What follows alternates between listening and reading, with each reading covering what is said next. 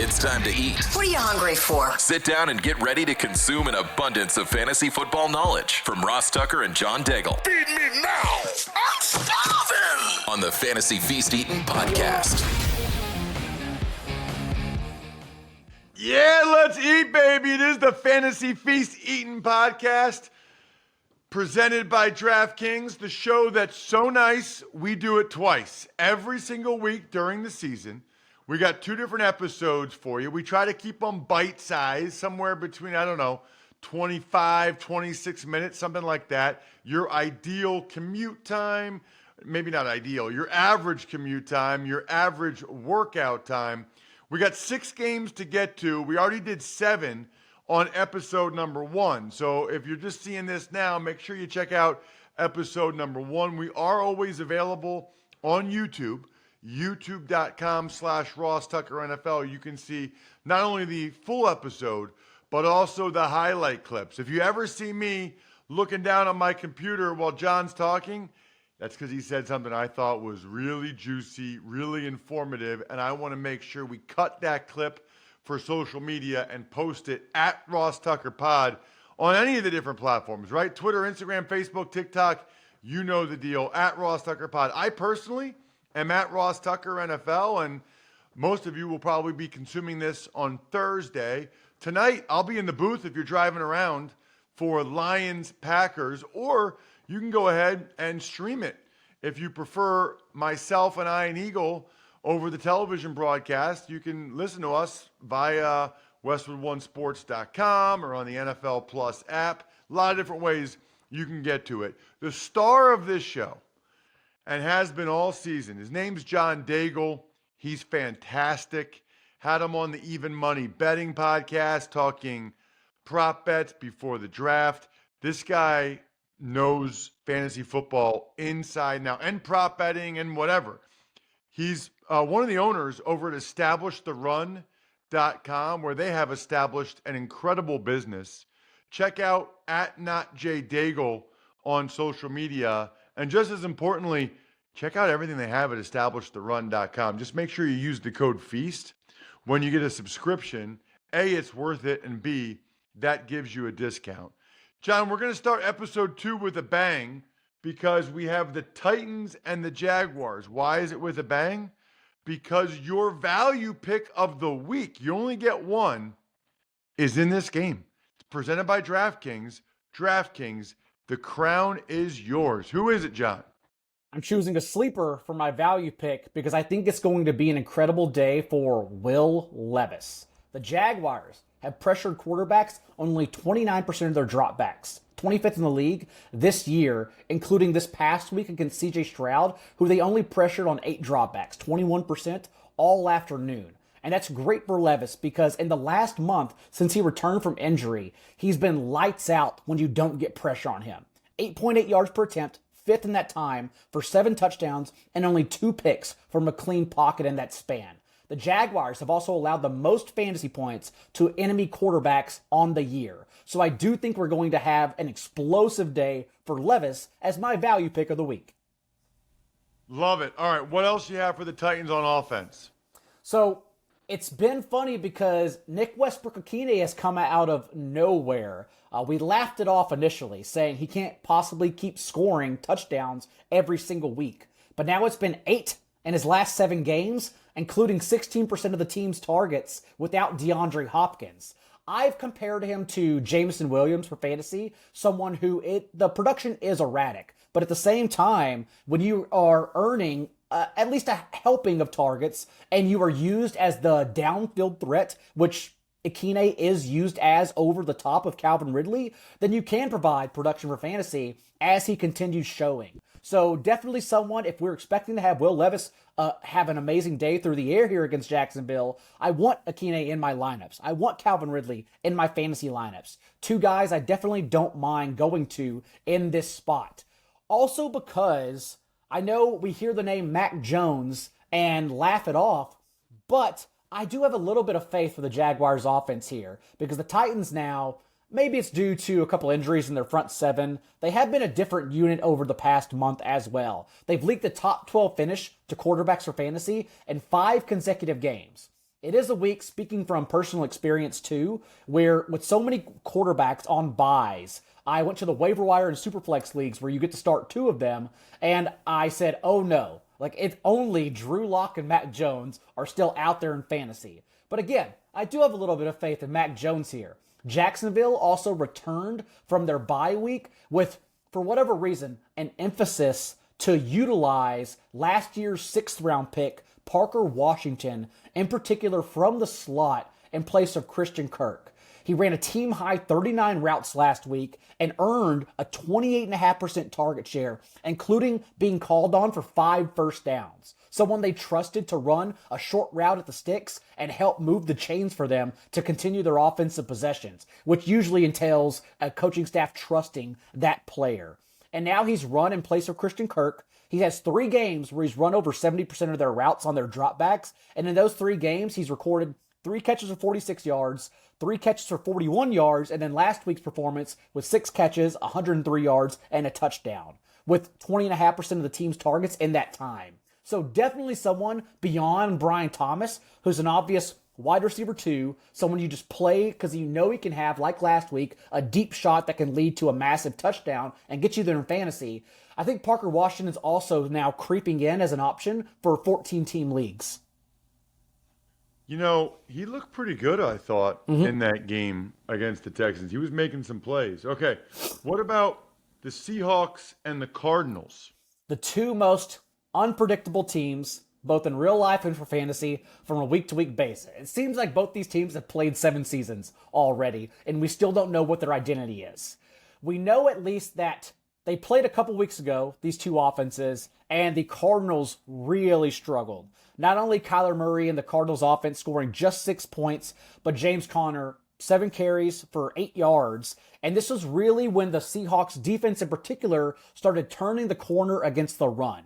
Because now over the last month, while they were a laughingstock and you could utilize running back ones, anyone against them, and they would be guaranteed to get there, over the last month, they're allowing just 69 rushing yards per game and 4 yards per carry to opposing running backs. It's what was typically a good matchup perceived for James Conner. This is now a nightmarish one, given how the Seahawks have turned that corner. So it's tough to consider James Conner anything but an RB2 in this spot.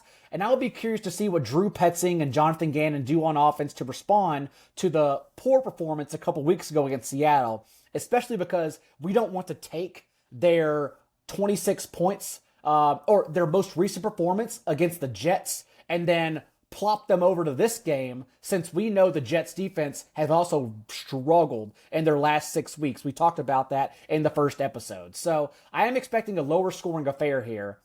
Geno Smith, also the last time these 2 teams played, a median game, 250 passing yards, 1 touchdown, 1 pick. Both JSN and DK Metcalf had successful days in a condensed target tree.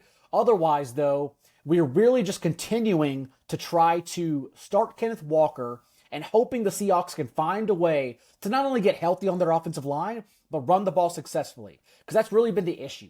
Walker's still getting double-digit carries per game, but how he's really delivering in fantasy is through his receptions, because the Seahawks offense cannot run the ball. They're just a team that struggled to do so, I believe, because of the injuries they've had in the trenches. So we'll see if they can get something going here, but otherwise, I'm really just expecting a lower scoring game where 2 divisional opponents try to feel each other out, since they're now playing for the second time in 3 weeks.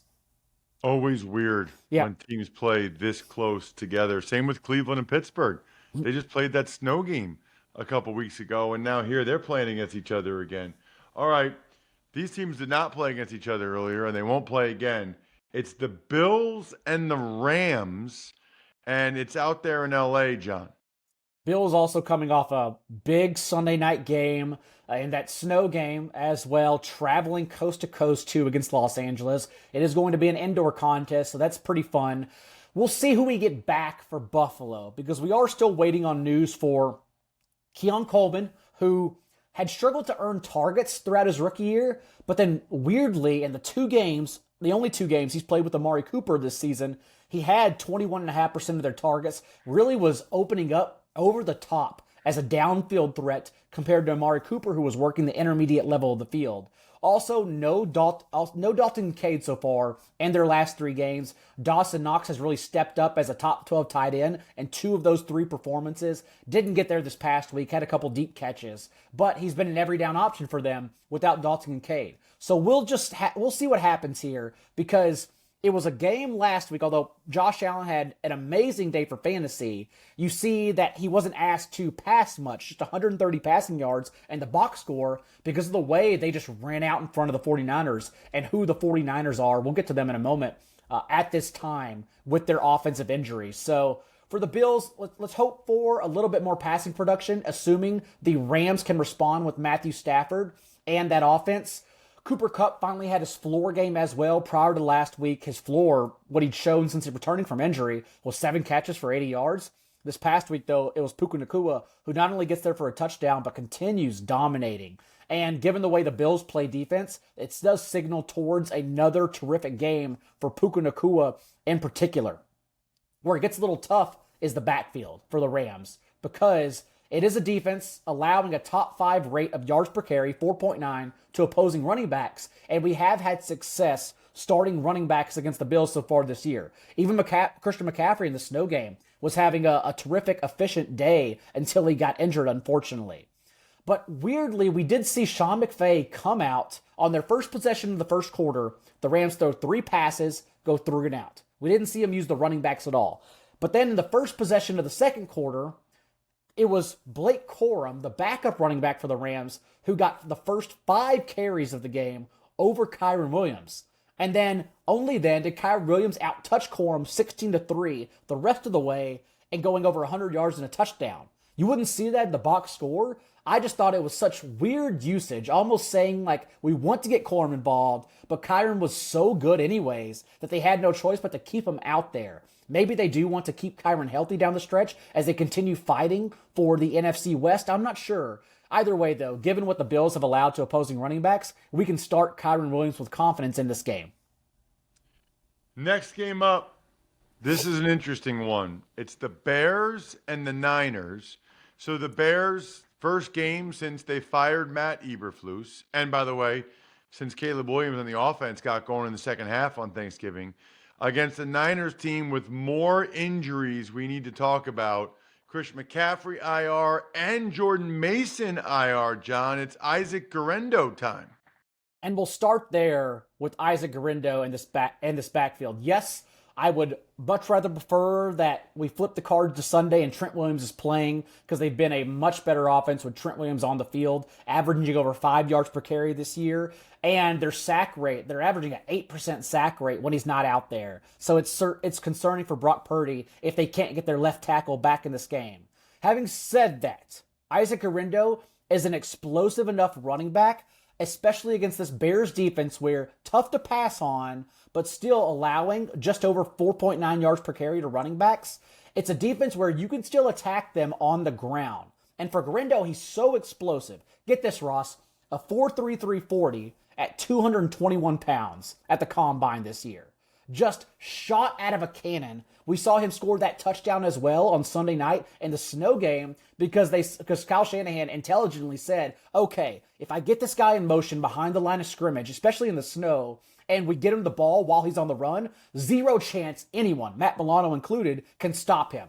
And so I think we're going to see some creative usage for Guerendo, who's now steps up in place as their every down back over Christian McCaffrey, most likely for the rest of the season. So certainly the number 1 waiver wire pickup in all of fantasy, Guerendo is, and someone I'm expecting to have a terrific game for fantasy too, regardless of Trent Williams' presence.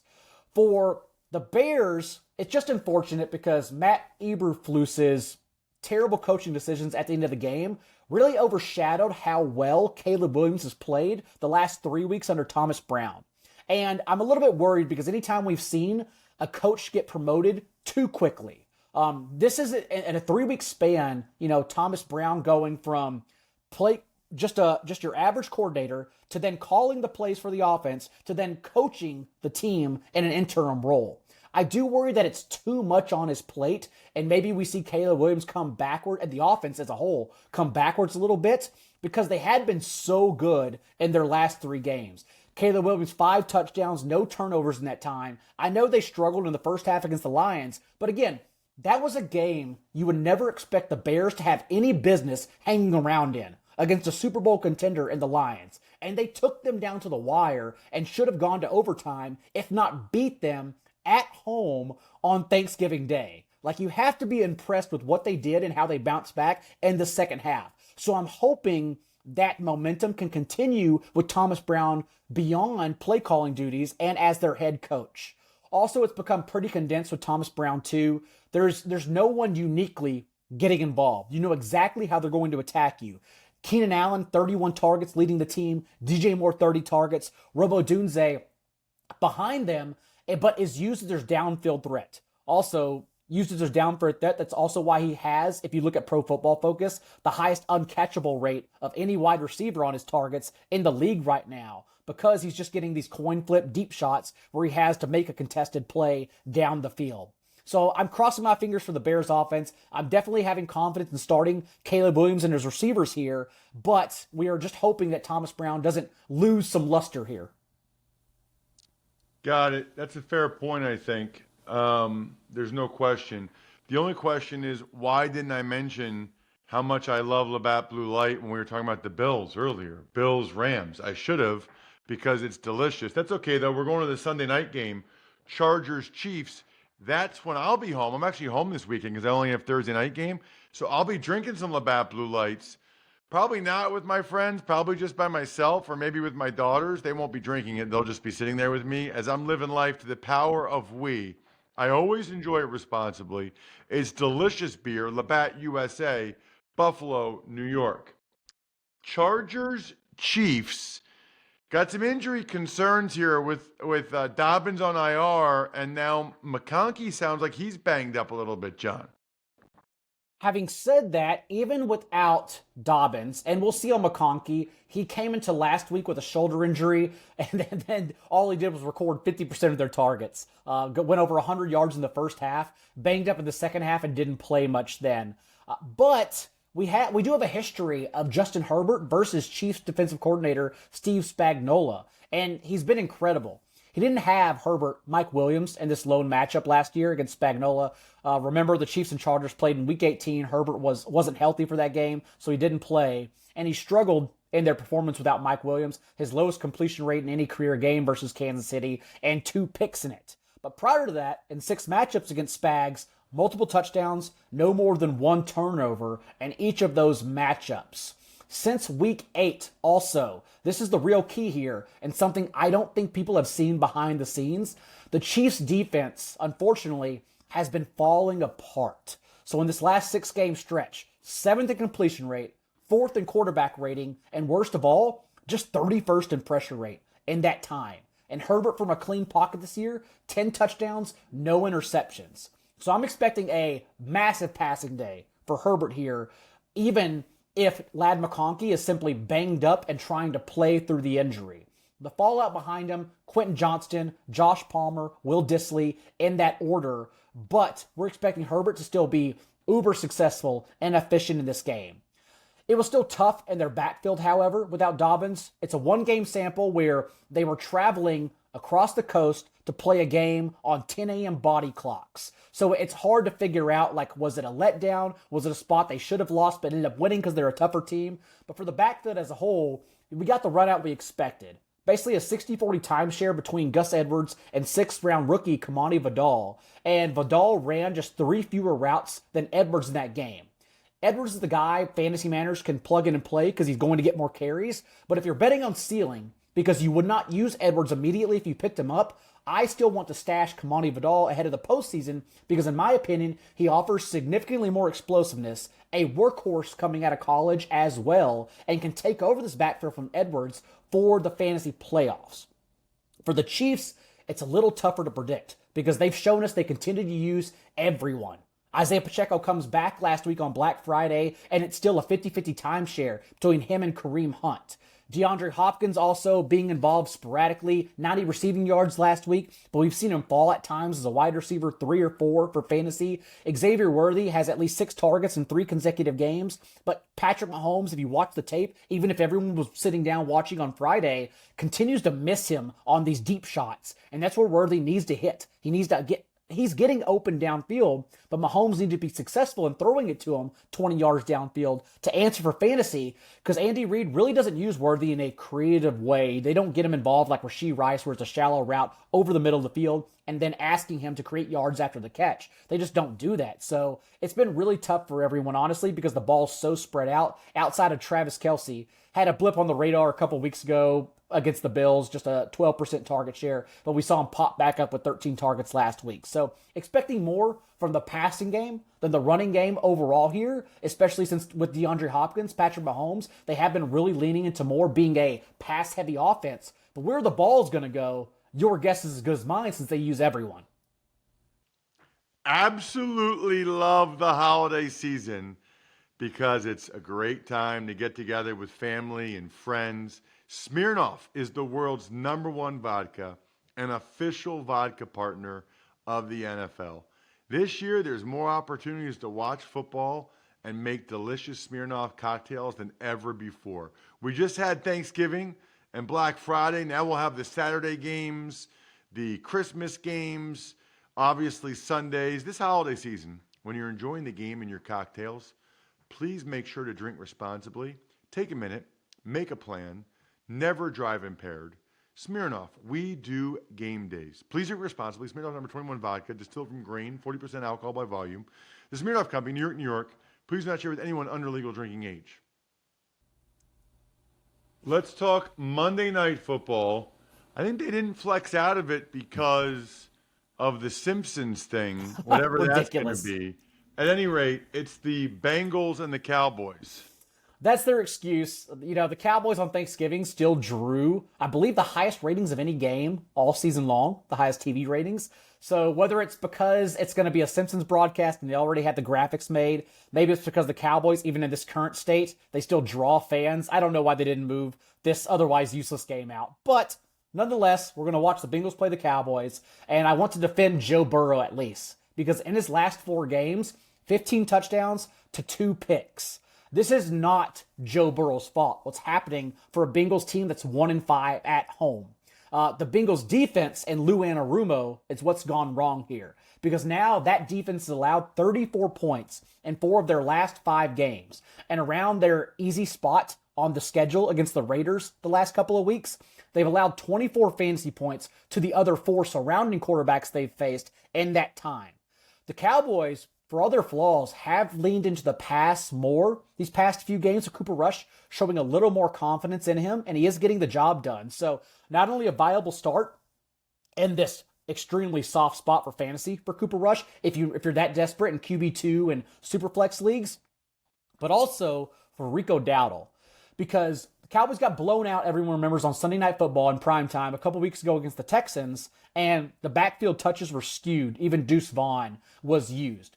But in their last 2 games, they've really said, okay, we're getting rid of everyone outside of Rico Dowdle. And that's why Dowdle has out-touched even Ezekiel Elliott, the rest of the team's backfield, 47-4 in that span.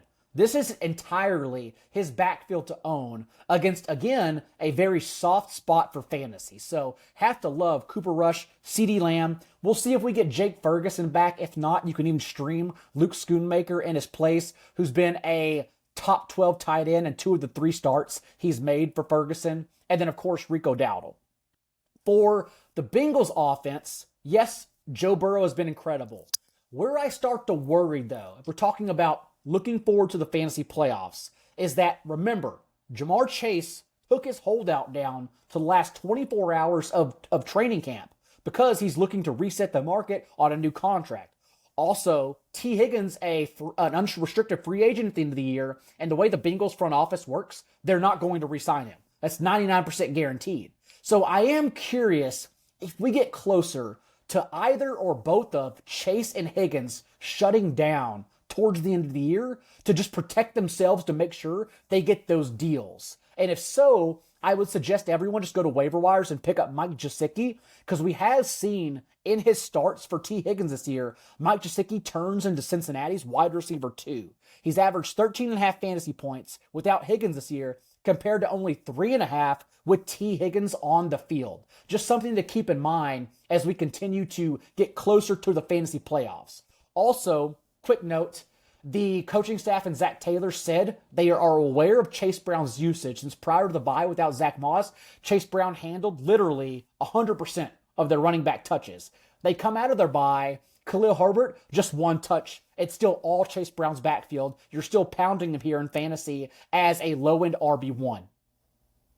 Wow, that is interesting. That's a fair point about Chase and Higgins, and something I'll absolutely keep an eye on. I don't remember, John, teams having week 14 buys before. I mean, this is the very end. We got the playoffs coming up, the fantasy playoffs, and it's not just like 1 or 2, it's 6 teams on their bye. Pretty wild. Check him out on social media at @NotJDaigle. I'm at Ross Tucker NFL. We are at Ross Tucker Pod.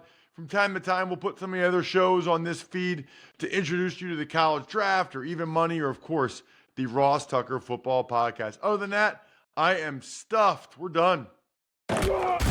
Thanks for tuning in to Fantasy Feast. Make sure to also check out the Ross Tucker Football Podcast, Even Money, and College Draft, all on the DraftKings Network, YouTube, or subscribe to the podcasts on your favorite platform.